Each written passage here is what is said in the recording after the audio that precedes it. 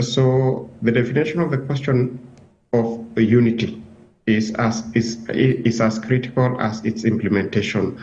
So from where I sit, unity must be viewed from both political, economic, social front, but also psychological as well as physical.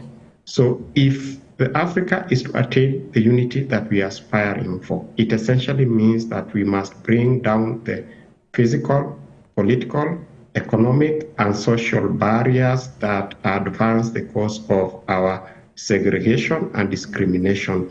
We must and should see ourselves as one people, bound by the same geographical confine, bound by the same political, cultural, and economic diversities.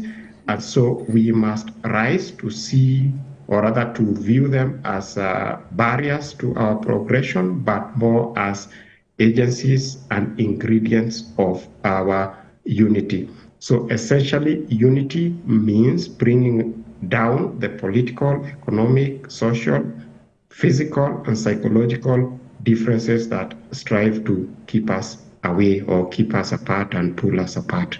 We've seen the various manifestations by way of conflicts, by way of tensions.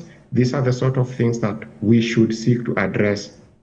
Now, on the question of pathway to unity, I completely agree that this was at the foundation of the post-independent Africa, the political independence, I must admit, because we continue suffering under the neo-colonial economic sort of enslavement.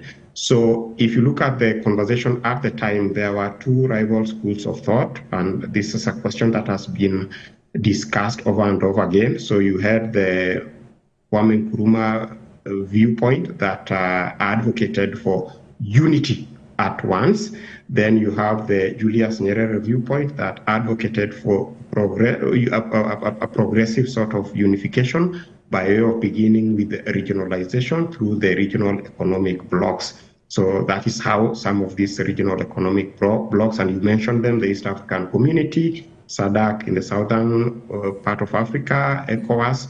So they are acknowledged as the building blocks towards the continental unity. But again, we must be deliberate, we must be intentional, and acknowledge that the slower we move towards actualization of continental unity, which must be the ultimate objective, the more we will continue to suffer.